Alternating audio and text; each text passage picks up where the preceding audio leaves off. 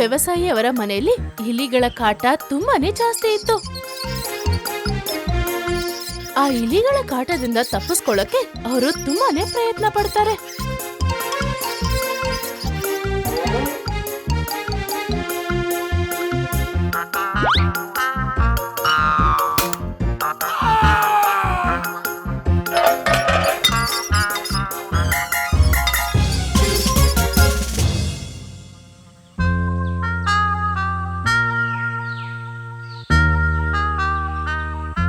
ಒಂದಿವಸ ಅವರು ಬೆಕ್ಕುನ ತರ್ತಾರೆ.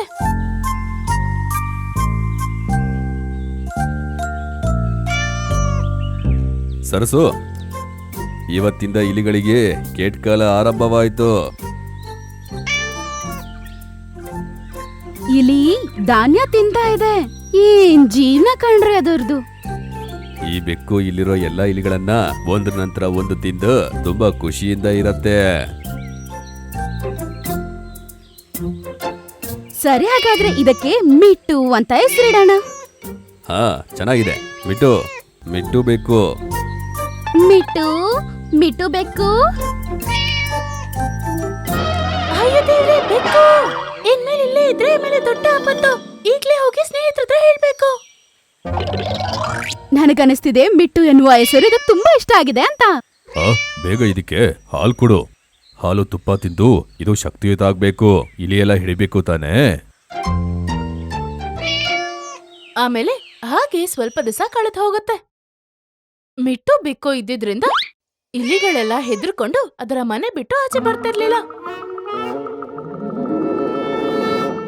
ಇಷ್ಟು ದಿನ ಆಯ್ತು, ನಾನ್ ನಿಮ್ಮ ಹತ್ರ ಒಂದೇ ಒಂದು ವಿಷಯವನ್ನ ಹೇಳ್ತಾ ಇದ್ದೀನಿ. ಆ ಬೆಕ್ಕಿ ಏನಾದ್ರೂ ನಾವು ಮಾಡ್ಲೇಬೇಕು. ಯಾರತ್ರನಾದ್ರೂ ಉಪಾಯ ಇದ್ರೆ ದಯವಿಟ್ಟು ನೀವು ಹೇಳ್ಬಹುದು. ಇಷ್ಟೆಲ್ಲ ಯೋಚನೆ ಮಾಡಿದ್ಮೇಲೇನು ಏನ್ ಮಾಡ್ಬೇಕು ಅಂತ ಗೊತ್ತಾಗ್ತಿಲ್ಲ. ಹೌದಾ, ಹಾಗಾದ್ರೆ ನಾವು ಆದಷ್ಟು ಬೇಗ ಇಲ್ಲಿಂದ ಬೇರೆ ಕಡೆಗೆ ಹೊರಡಬೇಕು. ಅಷ್ಟೋ ತನಕ ನಿಮ್ಮಲ್ಲಿ ಯಾರು ಕೂಡ ಆ ಬೆಕ್ಕಿಗೆ ಸಿಗ್ಲೇಬಾರ್ದು. ಸ್ವಲ್ಪತ್ತಿಗೆ ಮುಂಚೆ ನಾನು ಆ ಕಿಚನ್ ಒಳಗಡೆ ಹೋಗಿ ತೆಂಗಿನಕಾಯಿ ತಿಂತಾ ಇದ್ದೆ. ಅದೇ ಸಮಯದಲ್ಲಿ ಆ ಬೆಕ್ಕಲ್ಲಿಗೆ ಬಂದ್ಬಿಡ್ತು. ಆಮೇಲೆ ಅದು ಮೆತ್ತಗೆ ನನ್ನ ಹತ್ರ ಬಂತು. ನಾನು ಅಲ್ಲಿ ನಿಂತ್ಕೊಂಡು ತೆಂಗಿನ ಸಿಪ್ಪೆ ತಿಂತಾ ಇದ್ದೆ. ಅದು ಮೆತ್ತಗೆ ನನ್ನ ಹತ್ರ ಬಂದು ಹಂಗೆ ಅಲ್ಲಿಂದ ಓಡೋಗ್ಬಿಡ್ತು.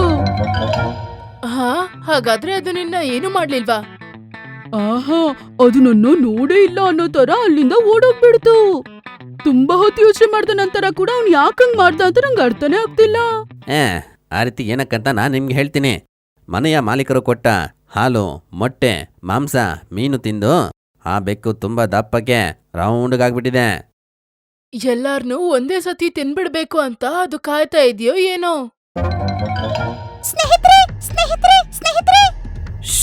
ಜಾಸ್ತಿ ಕಿರ್ಚಾಡ್ದೆ, ಏನಾಯ್ತು ಅಂತ ಹೇಳು. ನಮ್ಮ ಕೊಂಜನ್ ಇಲಿ ಮತ್ತೆ ಆ ದೊಡ್ಡ ಬೆಕ್ಕು ಅಲ್ಲೇ ನಮ್ಮ ಕುಂಜನ. ಎಲ್ಲರೂ ಬನ್ನಿ.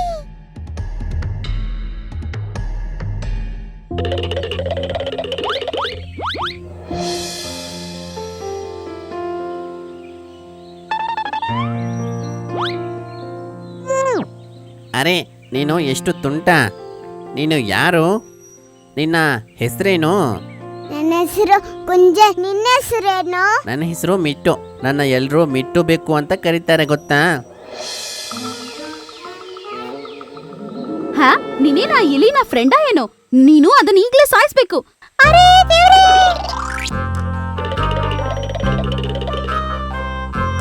ಆ ಇಲಿ ಕೂಡ ಓಡೋಗ್ಬಿಡ್ತು. ನೀನು ಬೆಕ್ಕಾಗಿರೋದಕ್ಕೆ ಲಾಯಕ್ಕೆ ಇಲ್ಲ. ಒಂದು ಚಿಕ್ಕ ಇಲಿನ ಕೂಡ ಇಡಕ್ಕಾಗಲ್ವಾ?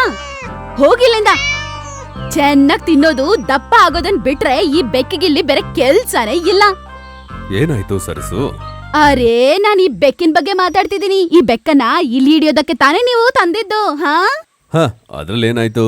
ಈ ಬೆಕ್ಕು ಚೆನ್ನಾಗ್ ತಿಂತಿದೆ ಅಷ್ಟೇ. ಇಲಿಗಳು ಬಂದ್ರೆ ಕೂಡ ಅದನ್ನ ನೋಡ್ದೇ ಇರೋ ತರ ಎಲ್ಲಾದ್ರೂ ಹೋಗ್ಬಿಡುತ್ತೆ. ಇಲಿಗಳು ಕೂಡ ಇವಾಗ ಮನೇಲಿ ಜಾಸ್ತಿ ಆಗ್ಬಿಟ್ಟಿದೆ. ಈಗ ನಾವ್ ಏನ್ ಮಾಡೋದು?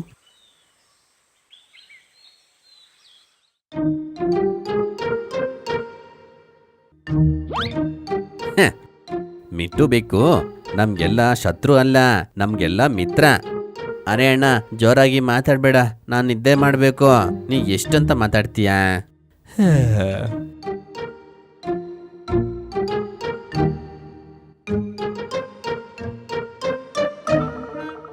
ಏಯ್ ಸೋಂಬೇರಿ ದಪ್ಪ ಬೇಕು, ನಿನ್ ಕಣ್ ಕಾಣಿಸ್ತಿದ್ಯಾ ಇಲ್ವೋ?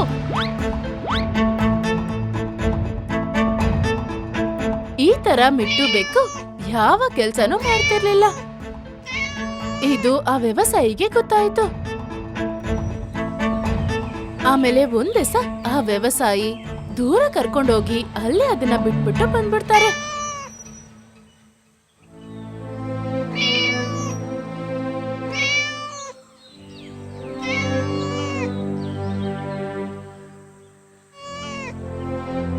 ನೋಡಿ, ಈ ಇಲಿಗಳಿಂದ ನನ್ ತಲೆ ಕೆಟ್ಟೋಗ್ಬಿಟ್ಟಿದೆ. ಬೆಕ್ಕನ್ನ ತಗೊಂಡ್ ಬಂದ್ ಮನೇಲಿ ಬಿಟ್ಟು ಏನ್ ಪ್ರಯೋಜನ ಇಲ್ಲ. ಇಲಿಗಳಿಂದ ತಪ್ಸ್ಕೊಳಕ್ಕೆ ಮನೆಗೆ ಬೆಂಕಿ ಇಡ್ಬೇಕಂತೆ. ನಾವು ಏನಾದ್ರೂ ಮಾಡ್ಲೇಬೇಕು ನೋಡಿ.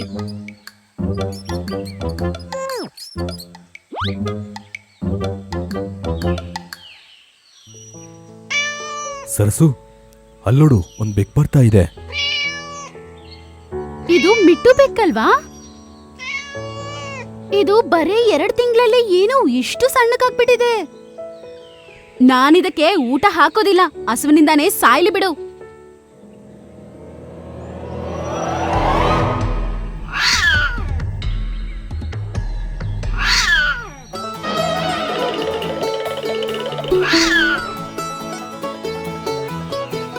ಇದು ಹಸುವಿಂದ ಇರ್ಬೇಕಾದ್ರೆ ಇದು ಬೇಟೆಯಾಡೋದಕ್ಕೆ ಕಲ್ತಿದೆ ಅನ್ಸುತ್ತೆ. ಈಗ ನಮ್ಮ ಮಿಟ್ಟು ಇಲ್ಲಿನ ಎಲ್ಲ ಇಲಿಯನ್ನ ಹಿಡ್ದು ಬಿಸಾಕತ್ತೆ. ಮಿಟ್ಟು ಬೆಕ್ಕು ಅದರ ಸೋಂಬೇರಿತನನ ಬಿಟ್ಟು ಆ ಇಲಿಗಳನ್ನೆಲ್ಲ ಅಲ್ಲಿಂದ ಓಡಿಸ್ಬಿಡತ್ತೆ. ಆಮೇಲೆ ಈ ತರ ಅವರಿಗೆ ಮಿಟ್ಟು ಅಂದ್ರೆ ತುಂಬಾ ಇಷ್ಟ ಆಯ್ತು.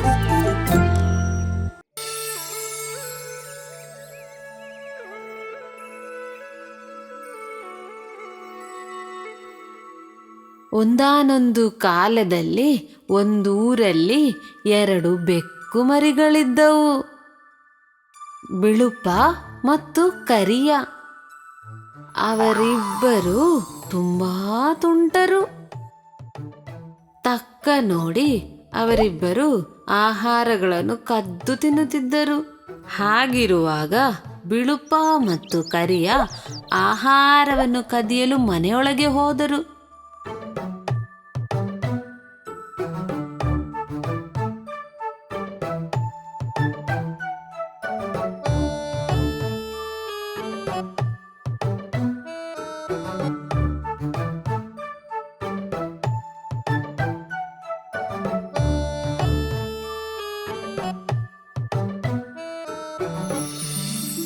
ಅವರಿಗೆ ಅಲ್ಲಿಂದ ಒಂದು ಹೋಳ್ಗೆ ಸಿಕ್ತು.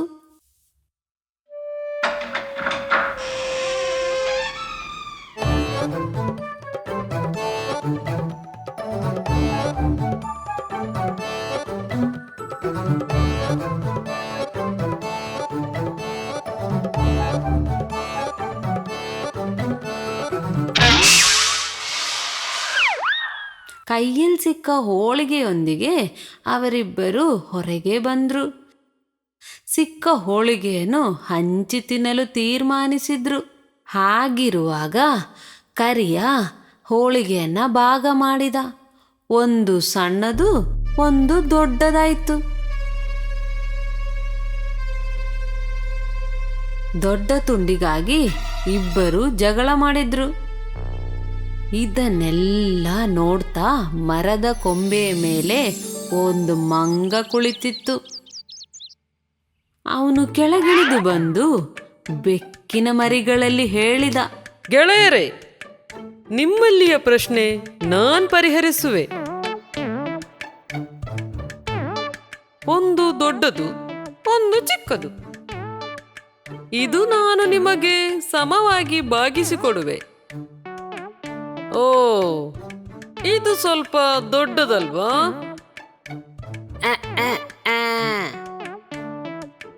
ಇದನ್ನು ಹಿಡಿರಿ.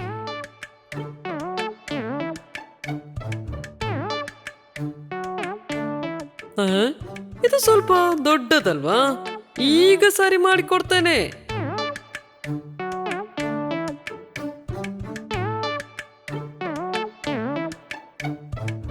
ಈಗಲ್ಲ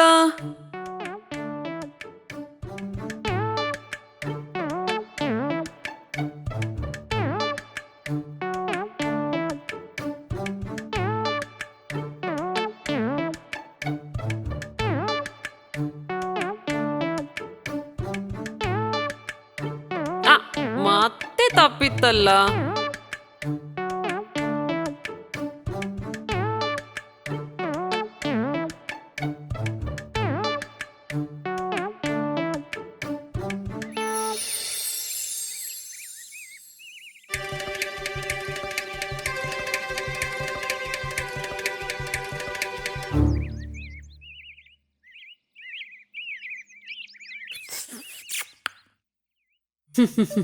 ಹಾಗೆ ಸೂತ್ರದಿಂದ ಹೋಳಿಗೆಯನ್ನ ಅವನ ಹೊಟ್ಟೆಯಲ್ಲಿ ಹಾಕೊಂಡ ಮಂಗಣ್ಣ ತಿರದ ಮರಕ್ಕೆ ಜಿಗಿದು ಹೋದ.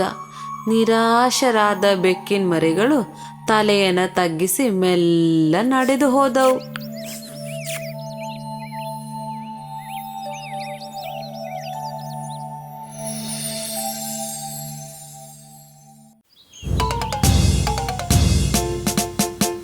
ಹಿಂದಿನ ಕಾಲದಲ್ಲಿ ಒಂದು ಜಾಗದಲ್ಲಿ ವೀರಶೂರ ಪರಾಕ್ರಮವುಳ್ಳಂಥ ಒಂದು ಬೆಕ್ಕು ಇತ್ತು. ಅಲ್ಲಿ ಇದ್ದಂಥ ಇಲಿಗಳನ್ನು ಬೇಟೆ ಆಡಿನೇ ಆ ಬೆಕ್ಕು ಜೀವನ ನಡೆಸ್ತಾ ಇತ್ತು.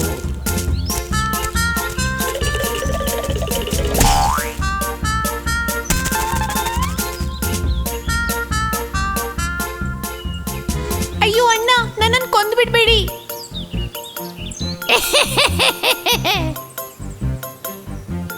ಹೇ, ಇಲ್ಲ ಇಲ್ಲ ಇಲ್ಲ, ನಾನು ನಿನ್ನನ್ನು ಕೊಲೆ ಮಾಡಲ್ಲ.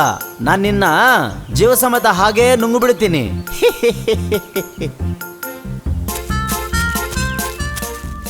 ಹೀಗೇನೆ ಜೀವನನ ನಡೆಸ್ತಾ ಇತ್ತು.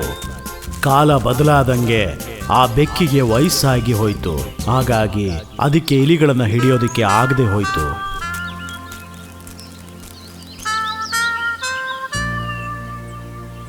ಹೀಗೆ ತಿಂತಾ ಇದ್ರೆ ಹೊಟ್ಟೆ ಹೊಡೆದು ಸತ್ತೋಗ್ಬಿಡ್ತೀನಿ. ಆ ಇಲಿಗಳನ್ನು ಹುಡುಕಕ್ಕೆ ಏನಾದರೂ ಚಾಣಕ್ಯನ ಬುದ್ಧಿ ಉಪಯೋಗಿಸ್ಬೇಕಲ್ಲ.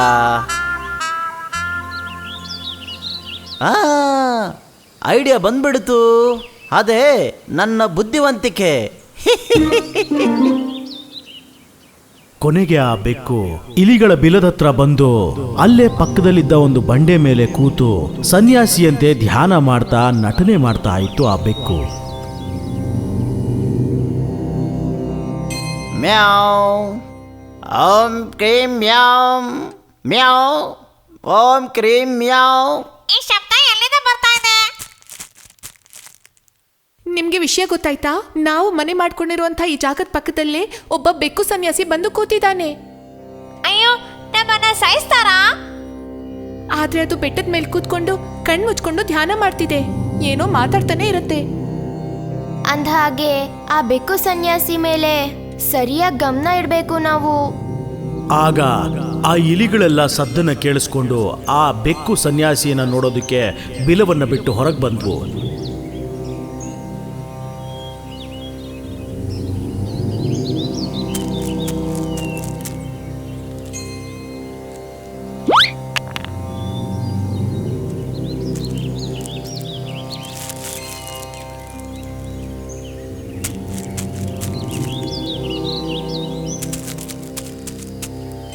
ನಾನು ಆ ಬೆಕ್ಕು ಸನ್ಯಾಸಿ ಇದ್ದಂತ ಜಾಗದ ಪಕ್ಕದಲ್ಲಿ ನಡ್ಕೊಂಡು ಹೋದೆ, ಆದ್ರೂ ಅವ್ನು ನನ್ನ ನೋಡ್ಲೇ ಇಲ್ಲ. ಹಾಗಿದ್ರೆ ನಾನೊಂದ್ಸತಿ ಹೋಗಿ ನೋಡ್ಕೊಂಡು ಬರ್ತೀನಿ.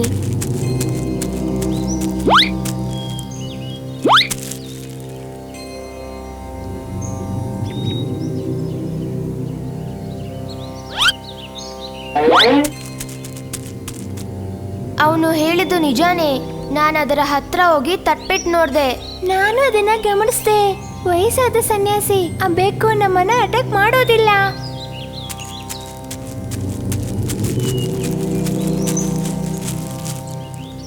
ಮ್ಯಾವ್ ಓಂ ಕ್ರೀಂ, ಮ್ಯಾವ್ ಕ್ಲೀಂ ಓಂ ಕ್ರೀಂ. ಇಳಿಮರಿಗಳೇ, ಎಲ್ಲರೂ ಚೆನ್ನಾಗಿ ಕೇಳಿಸ್ಕೊಳ್ಳಿ. ನಾನು ಇನ್ನು ಮೇಲೆ ನಿಮ್ಮ ಯಾರನ್ನು ಸಾಯಿಸಿ ತಿನ್ನಕ್ಕೆ ಹೋಗಲ್ಲ. ನಿಮ್ಮೆಲ್ಲರನ್ನು, ನಿಮ್ಮ ಎಲ್ಲ ಸಮಸ್ಯೆಗಳನ್ನು ಬಗೆಹರಿಸೋದಕ್ಕೆ ನಾನಿಲ್ಲಿ ಬಂದಿದ್ದೀನಿ. ನಾನು ಬಹಳ ಇಲಿಗಳನ್ನು ಸಾಯಿಸಿ ತಿಂದಿದ್ದೀನಿ. ನಾನು ಮಾಡಿದ್ದ ಆ ಪಾಪಕ್ಕೋಸ್ಕರ ಇವಾಗ ನಾನು ಬೆಕ್ಕು ಸನ್ಯಾಸಿಯಾಗಿ ಬದಲಾಗಿದ್ದೀನಿ. ಈ ಕಾಡಿರುವ ಜಾಗದಲ್ಲಿ ಶಾಂತಿಯನ್ನು ಕಾಪಾಡುವುದೇ ನನ್ನ ಒಂದು ಉದ್ದೇಶ. ಎಲ್ಲ ಇಲಿ ಮರಿಗಳು ಬಂದು ನನ್ನ ಹತ್ರ ಆಶೀರ್ವಾದ ತಗೊಂಡೋಗಿ. ಮ್ಯಾವ್ ಕ್ರೀಂ ಓಂ ಕ್ಲೀಂ ಮ್ಯಾವ್ ನಮಃ. ಹೀಗೆ ಎಲ್ಲ ಇಲಿಗಳು ಕೂಡ ಆ ಬೆಕ್ಕು ಸನ್ಯಾಸಿ ಹತ್ರ ಆಶೀರ್ವಾದವನ್ನ ಪಡೆದುಕೊಂಡವು.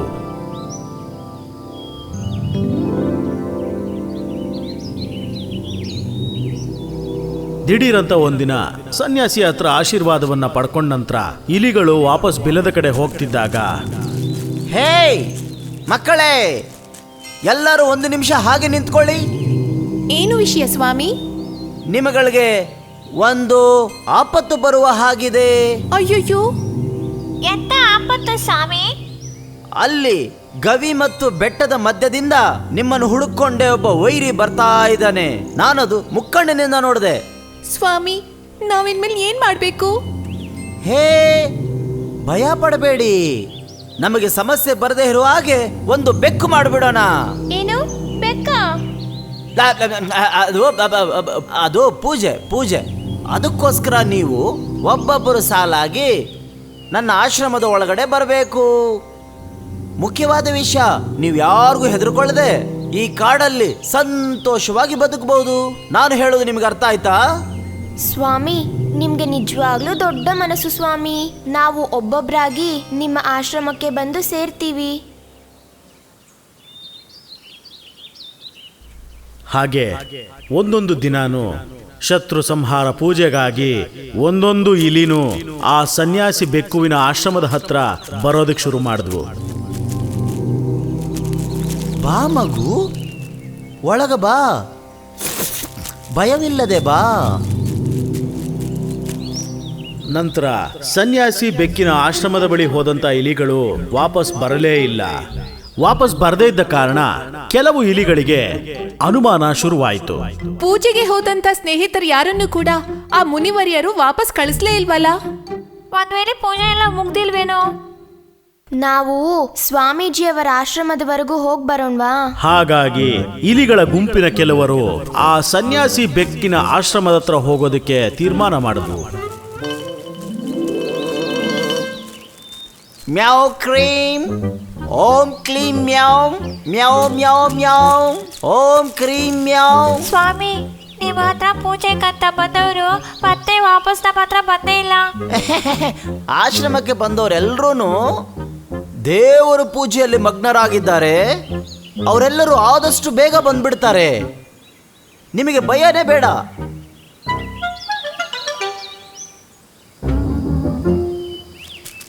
ಸ್ನೇಹಿತರೆ, ಇದ್ರಲ್ಲಿ ಏನೋ ಗೋಲ್ಮಾಲ್ ಇದೆ ಅಂತ ಅನಿಸ್ತಿದೆ. ಹಾಗಾದ್ರೆ ಅದೇನು ಅಂತ ನಾವು ಕಂಡುಹಿಡಿಲೇಬೇಕು. ಅನಂತರ 3 ಇಲಿಗಳು ಒಂದಾಗಿ ಸೇರಿ ಆ ಸನ್ಯಾಸಿ ಬೆಕ್ಕಿನ ಆಶ್ರಮಕ್ಕೆ ಸುರಂಗವನ್ನ ತೋಡಿದ್ರು. ಒಂದು ದಾರಿಯಿಂದ ಆಶ್ರಮದ ಒಳಗಡೆ ಹೋಗಿ ಸೇರ್ಕೊಂಡ್ರು. ಅಲ್ಲಿಗೆ ಹೋದ ನಂತರ ಆ ಇಲಿಗಳು ನೋಡಿದ್ದು, ಅಯ್ಯಯ್ಯೋ, ಅವನು ನಮ್ಮ ವಿಚಾರದಲ್ಲಿ ತುಂಬಾ ದೊಡ್ಡ ಸಂಚು ಮಾಡಿದ್ದಾನೆ. ನಮ್ ಜೊತೆಗಿದ್ದವ್ರನ್ನೆಲ್ಲರನ್ನು ಆ ಕಳ್ಸ್ವಾಮಿ ಕೊಂದು ತಿಂದ್ಬಿಟ್ಟಿದ್ದಾನೆ. ಅವನ್ಗೆ ಸರಿಯಾದ ಪಾಠ ಕಲಿಸ್ಕೊಡ್ಲೇಬೇಕು. ಆ ಸನ್ಯಾಸಿ ಬೆಕ್ಕಿಗೆ ಸರಿಯಾದ ಪಾಠ ಕಲಿಸೋದಕ್ಕೆ ಆ ಇಲಿಗಳು ನಿರ್ಧಾರ ಮಾಡಿದ್ವು. ಅದಕ್ಕಾಗಿ ಇಲಿಗಳು ಒಂದು ಪ್ಲಾನ್ ಮಾಡಿದ್ವು. ಮಾರನೇ ದಿನ 2 ಇಲಿಗಳು ಆ ಕಳ್ಳ ಸನ್ಯಾಸಿ ಆಶ್ರಮಕ್ಕೆ ಬಂದವು. ಸ್ವಾಮಿ, ನಮ್ಮ ಮಕ್ಕಳು ನಿಮ್ಮ ಕೈಗೆ ಒಪ್ಪಿಸ್ಬೇಕು ಅಂತ ನಾವಿಲ್ಲಿಗೆ ಬಂದಿದ್ದೀವಿ. ಸ್ವಾಮಿ, ಈ ಚಿಕ್ಕ ಮಕ್ಕಳಿಗೋಸ್ಕರ ನೀವೊಂದು ಪೂಜೆ ಮಾಡಬೇಕು. ನನಗೆ ಇವತ್ತು ಅದೃಷ್ಟವಾದ ದಿನ ಎಂದು ನಾನು ಭಾವಿಸ್ತೀನಿ. ಅದಕ್ಕೆ ನಿಮ್ಮ ಮಕ್ಕಳನ್ನು ನನ್ನ ಹತ್ರ ಬಿಡಕ್ಕೆ ಬಂದಿದ್ದೀರಾ. ಯಾರಿಗೆ ಅದೃಷ್ಟ? ಅದು ನನಗಲ್ಲ, ನಿಮಗ ಅದೃಷ್ಟ ಅಂತ ಹೇಳಕ್ ಬಂದೆ. ಅದು ನಾಲ್ಗೆ ಸ್ವಲ್ಪ ತೊದಲು ಬಿಡ್ತು.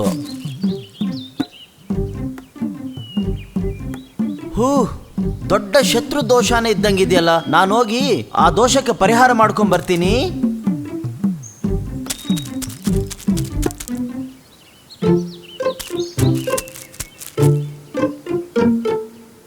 ಇಲಿಮರಿಗಳ ಜೊತೆ ಪೂಜೆ ಮಾಡೋದಕ್ಕೋಸ್ಕರ ಆ ಬೆಕ್ಕು ಸನ್ಯಾಸಿ ಸ್ವಲ್ಪ ಹೊತ್ತಿನ ನಂತರ ಆಚೆಗೆ ಓಡ್ ಬಂತು. ಸ್ವಾಮಿ, ಏನಾಯ್ತು? ಶತ್ರು ದೋಷ ಪರಿಹಾರ ಆಯ್ತಾ? ಕಳ್ಳ ಬೆಕ್ಕಿಗೆ ಅವರು ಕೊಟ್ಟಿದ್ದು ಅಂಟಿನಿಂದ ತುಂಬಿದ್ದಂತ ಇಲಿಮರಿಯ ರೂಪ. ಇದು ಆ ಬೆಕ್ಕಿಗೆ ಗೊತ್ತಾಗ್ಲಿಲ್ಲ.